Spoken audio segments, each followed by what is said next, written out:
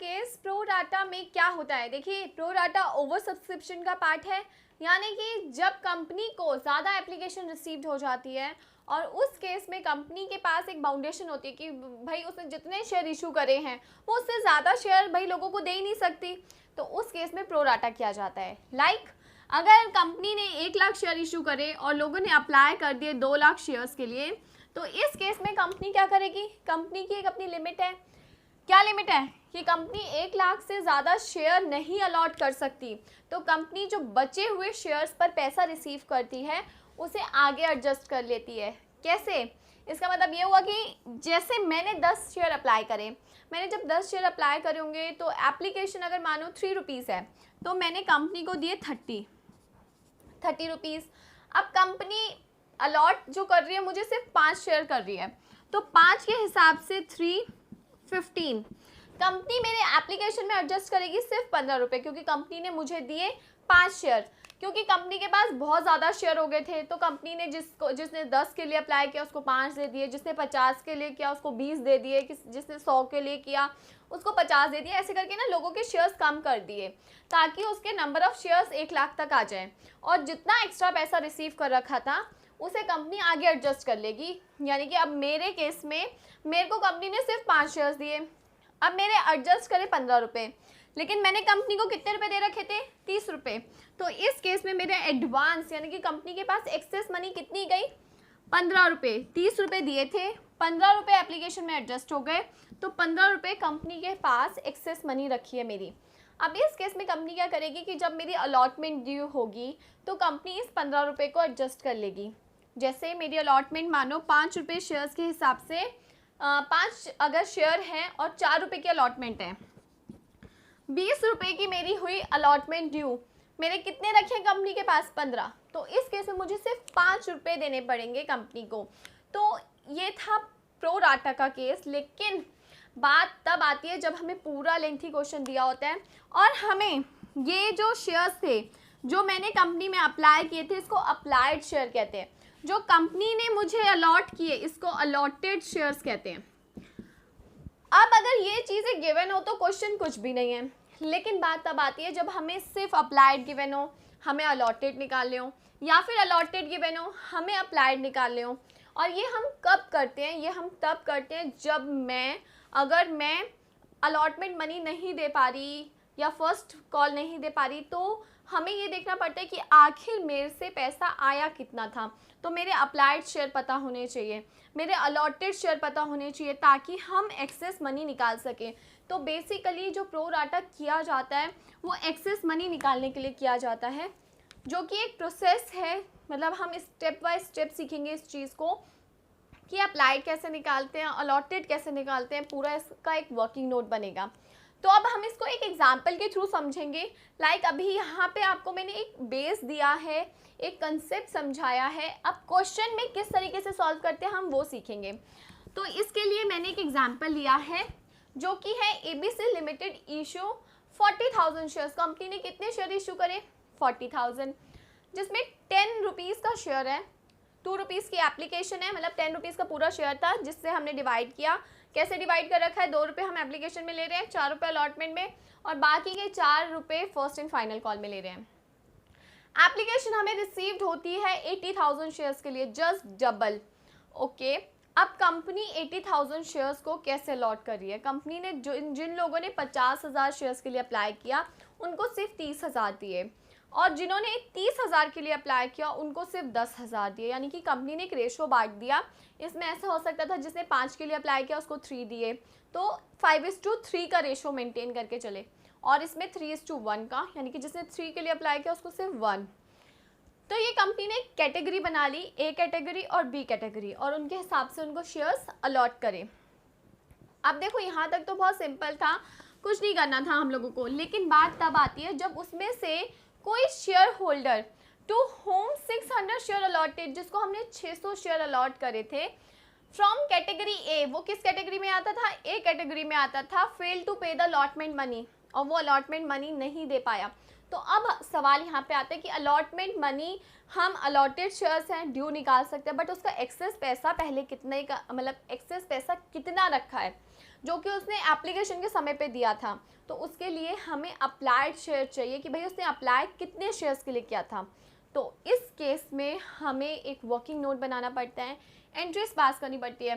तो हम लोग स्टार्ट करते हैं सबसे पहले जब हमें एप्लीकेशन मनी रिसीव्ड होती है। देखो मैं यहाँ पे एंट्रीज करूँगी शॉर्ट फॉर्म में, सो दैट मैं आपको पूरा वर्किंग नोट दिखा सकूँ जो बेसिकली हमें सीखना है।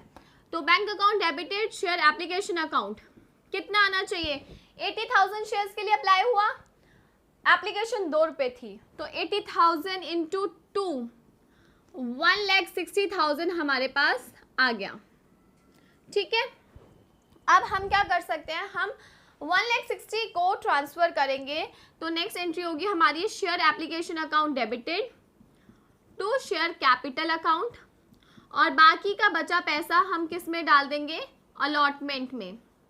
अब आपको यहाँ पे एक चीज़ ध्यान में रखनी है जब आप ये एंट्री करोगे कि अलॉटमेंट आपकी 40,000 शेयर्स पे 4 के हिसाब से 1,60,000 की ड्यू होगी। तो यानी कि हमारा जितना पैसा हमारा अलॉटमेंट में आएगा वो अलॉटमेंट जितने से ड्यू होगी उससे कम होना चाहिए। अगर उससे ज़्यादा होगा तो हमें उस अमाउंट को फॉरवर्ड करना पड़ेगा किसमें? फर्स्ट एंड फाइनल कॉल में। देखो एक बार, अब यहाँ पे 1,60,000 था, ठीक है। शेयर कैपिटल में हम मैक्सिमम कितना डाल सकते हैं? हमारे नंबर ऑफ शेयर से 40,000 इंटू 2 के हिसाब से एक्सेस पैसा हमें मिला 40,000 इंटू 2 के हिसाब से, तो 80,000 यहाँ आ गया और 80,000 यहाँ आ गया। ठीक है, यानी कि हमने शेयर कैपिटल में और शेयर अलॉटमेंट में 80,000 डाल दिया। अब 80,000 अलॉटमेंट में इजीली एडजस्ट हो जाएगा क्योंकि हमारी अलॉटमेंट कितने की बन रही है? 4 इंटू 40,000 1,60,000 की, तो एडजस्ट हो सकता है। मेरा यहाँ पे कहने का मतलब ये था कि अगर मेरी अलॉटमेंट सिर्फ ड्यू हो रही होती 40,000 से और मेरे पास पैसा रिसीव हो रहा है 80,000 एक्सेस, तो मैं अलॉटमेंट में 40,000 ही डालती, बाकी फर्स्ट एंड फाइनल कॉल में डालती, क्योंकि अलॉटमेंट में हम उतना ही डाल सकते हैं जितने की अलॉटमेंट ड्यू होगी, हम एक्सेस मनी नहीं अलॉटमेंट में डाल सकते। तो मेरा वो मतलब था। अब यहाँ पे हम अलॉटमेंट ड्यू करते हैं। Share allotment account debited to share capital account, कितने से अलॉटमेंट ड्यू होगी? 40,000 इंटू 4, तो 1,60,000 से आपने अलॉटमेंट ड्यू कर दी।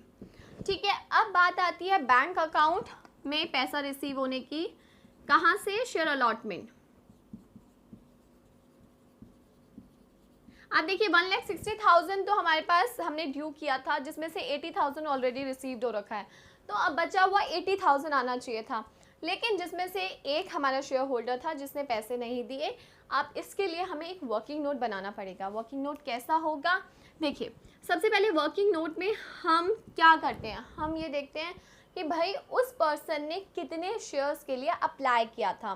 तो यहाँ पे आपको अप्लाइड शेयर्स निकालने हैं और उसका फॉर्मूला क्या होता है अप्लाइड शेयर्स निकालने का? टोटल अप्लाइड, मैं इसको थोड़ा सा रब करती हूँ, टोटल अप्लाइड अपॉन में टोटल अलॉटेड इनटू आपने उस पर्सन को कितने अलॉट किए, तो अलॉटेड शेयर्स टू। अब यहाँ पे टोटल अप्लाइड, ये किस कैटेगरी में आ रहा था बंदा? ए कैटेगरी में। ए कैटेगरी में अप्लाइड का रेशो क्या था? अप्लाइड थे 50,000 और हमने ए कैटेगरी में अलॉटेड कितने हैं? 30,000, और हमने इस पर्सन को कितने अलॉट करे? हमने इसको अलॉट करे हैं 600। तो इधर हमें एक्चुअल में अप्लाइड निकालने के लिए टोटल अप्लाइड अपॉन में टोटल अलॉटेड, यानी कि कैटेगरी का रेशो हम फाइंड आउट करते हैं और मल्टीप्लाई कर देते हैं कि उसको जितने अलॉट करें। तो इस केस में उसने 1000 शेयर्स के लिए अप्लाइड किया था, तो यहाँ पे हम पर्टिकुलर पर्सन का अप्लाइड निकालते हैं। अब अगर यहाँ पे मैं आपको एक चीज़ और बताती हूँ जो यहाँ करने की नीड नहीं है लेकिन सीखने की नीड है, वो क्या है कि हमें यहाँ पे अप्लाइड निकालना था। अगर हमें अलॉटेड निकालना हो और हमें अप्लाइड गिवन हो तो कैसे करेंगे? देखिए जब हमें अलॉटेड निकालना है तो रेशो क्या हो जाता है? टोटल अलॉटेड अपॉन में टोटल अप्लाइड इनटू उस बंदे ने जितने अप्लाइड करे। यानी कि आपको ये ध्यान रखना है कि अगर आप अलॉटेड फाइंड आउट कर रहे हो तो टोटल अलॉटेड ऊपर आना चाहिए, अगर आप टोटल अप्लाइड फाइंड आउट कर रहे हो तो ऊपर अगर आप अप्लाइड फाइंड आउट कर रहे हो तो ऊपर टोटल अप्लाइड आना चाहिए। तो रेशो इस तरीके से आपको लेना है। यहाँ पे अगर मैं अलॉटेड फाइंड आउट करूँ तो देखो ये पर्सन कैटेगरी ए में था, अलॉटेड कितने 30,000, अप्लाइड इस कैटेगरी में है 50,000, इसने कितने शेयर्स के लिए अप्लाई किया 1000। तो इस केस में हमें अलॉटेड निकालना है। तो हम इसको सॉल्व करें तो ये आ जाएगा 600, जो कि ऑलरेडी हमें पता है कि इसके कितने शेयर्स अलॉट किए गए थे 600। तो आपको बेसिकली ये फॉर्मूला पता होना चाहिए जो कि है टोटल अप्लाइड का या फिर उस पर्सन के अलॉटेड का निकालना। लेकिन आपको क्या याद रखना है कि अगर आप अप्लाइड निकाल रहे हो तो आपको अप्लाइड और अलॉटेड का रेशो फाइंड आउट करना है। अप्लाइड है तो ऊपर अप्लाइड आना चाहिए, अपॉन में अलॉटेड आएगा रेशो, और अगर यहाँ अलॉटेड होता तो ऊपर टोटल अलॉटेड अपॉन में अप्लाइड होता। तो ये बेसिकली आपको रेशो याद रखना है। अब हमें यहाँ पे पता चल गया कि इस पर्सन ने कितने शेयर्स के लिए अप्लाई किया 1000 शेयर्स के लिए अप्लाई किया। तो इस केस में अब हम क्या करेंगे कि इसकी एक्सेस मनी निकालेंगे कि इसने एक्स्ट्रा पैसा आखिर कंपनी को दिया कितना। देखो 1000 शेयर्स पर इसने एप्लीकेशन दी 2 रुपये के हिसाब से, तो 2000 रुपीज़, यानी कि एप्लीकेशन मनी रिसीव्ड कितनी हमें रिसीव्ड हुई 2000 रुपीज़। जबकि हमने एडजस्ट कितनी करी, इसको हमने सिर्फ 600 शेयर्स दिए थे, तो 600 के हिसाब से 2 रुपये हमने इसके 1200 एडजस्ट करे। तो इसकी एक्सेस मनी हमारे पास कितनी रखी है 800। तो एक्सेस मनी रिसीव्ड उसकी 800, राइट। अब हम ये देखेंगे कि भाई इसकी अलॉटमेंट कितने से ड्यू हो रही है। तो अलॉटमेंट इसकी ड्यू होगी, हमने इसके कितने शेयर अलॉट कर रखे हैं 600, अलॉटमेंट कितने की है 4 रुपये की, 2400 से इसकी ड्यू हो रही थी, जिसमें से इसका एक्स्ट्रा पैसा 800 रखा था। तो बाकी का बचा 1600 हमारे पास नहीं आया, जो कि इसमें बोला गया है कि उस पर्सन ने अलॉटमेंट मनी पे नहीं करी है। हमने ये सब चीज़ें इसलिए करी ताकि हम ये पता कर सके कि उसके एक्सेस पैसे हमारे पास थे कितने। तो उसके लिए हमें अप्लाइड और अलॉटेड दोनों शेयर्स गिवन चाहिए होते हैं, लेकिन क्वेश्चन में एक ही चीज़ गिवन होती है, या तो अलॉटेड गिवन होंगे या अप्लाइड। तो आपको ये फॉर्मूला लगा के फाइंड आउट करना पड़ेगा। अब इस केस में उस पर्सन ने 1600 रुपये नहीं दिए, तो अब हम क्या करेंगे, हमारे पास देखो बैंक पे कितना पैसा आना चाहिए, 1,60,000 से ड्यू हुआ था, जिसमें से 80,000 एडवांस आ रखा था, रिमेनिंग बचा 80 में से इस बंदे ने 1600 रुपये नहीं दिए, तो बाकी के 9 - 1 8 78,400 हमारे पास आ गया। तो ये था हमारा अलॉटमेंट में कि हमने कितना अमाउंट रिसीव किया। तो ये एक प्रो राटा का केस था। अगर अब हमें इसके बाद फर्स्ट एंड फाइनल कॉल करनी होगी तो हम नॉर्मली कर सकते हैं कि फर्स्ट एंड फाइनल कॉल कितने की होगी, 4 रुपये की है, 4 रुपये से आप ड्यू कर सकते हो 40,000 शेयर्स पर, तो आ जाएगा 4 × 40 1,60,000। एक बार करके दिखा देती हूँ। Share first and final call account to share capital हम ड्यू करेंगे कितने से 1,60,000 से। कैसे 40,000 शेयर्स थे 4 रुपीज़ के हिसाब से, तो ये हमारी फर्स्ट कॉल ड्यू हो जाएगी। रिसीव जब होगी तो bank account debited to share first and final call account. अब 1,60,000 आने थे, जिसमें से हमें पता है कि 600 शेयर्स पे इस बंदे ने जब अलॉटमेंट पे नहीं करी तो of course first and final call भी पे नहीं करी होगी। तो 600 के हिसाब से इसने 4 रुपीज़ 2400 पे नहीं करे, तो बाकी पैसा हम लोग लिख देंगे जो कि आएगा 9 - 2 7 1,57,600। तो ये हमारा आ जाएगा फर्स्ट एंड फाइनल कॉल की एंट्री। तो ये था प्रो राटा का केस, जिसमें हमें कैटेगरीज गिवन होती है और उस पर्सन के हमें अप्लाइड या अलॉटेड निकालने होते हैं। ये अप्लाइड एंड अलॉटेड जो कि मैंने इतना ऐसे समझा दिया, लेकिन ये बहुत इंपॉर्टेंट है आपके लिए इस चीज़ को समझना। मैं बस एक फॉर्मूला समझाती हूँ कि भाई इस चीज़ को इस रेशो के हिसाब से फाइंड आउट करते हैं। अगर आप वो चीज़ सीख जाते हो तो आगे बहुत ईजी रहता है हमारे लिए। इसको बहुत डिफ़िकल्ट लेके नहीं चलना। आप जितना ईजिली शेयर्स चैप्टर को लोगे, बस कंसेप्ट की नॉलेज रखते हुए चलोगे, उतना आप लोगों के लिए आसान रहेगा। आपको सिर्फ एक माइंड में उसकी पिक्चर बनानी है कि वो सिचुएशन क्या थी। इसको चाहे आप अपने पे अप्लाई कर सकते हो कि भाई मैंने इतने के लिए अप्लाई किया था, इतना कंपनी को मैं पैसा दे चुकी हूँ, बाकी अगर इतना एडजस्ट कर दिया तो कितना एक्सेस है। तो आपको इसकी एक सिचुएशन बना के इन क्वेश्चंस को सॉल्व करना है, तब आप इनको इजीली सॉल्व कर लोगे। ऑफ कोर्स माइंड में फॉर्मूलेस को ध्यान में रख के चलना है। तो ये था प्रो राटा का केस। आई होप आप लोगों को समझ आया होगा। और अगर ये मेरी वीडियो और ये कंसेप्ट समझ आया तो इस वीडियो को लाइक करना बिल्कुल ना भूलें। लाइक शेयर एंड कमेंट ज़रूर करें, चैनल को सब्सक्राइब करें और अपने डाउट्स आप मेरे से इंस्टाग्राम पर या फिर यूट्यूब के थ्रू पूछ सकते हैं। Thank you.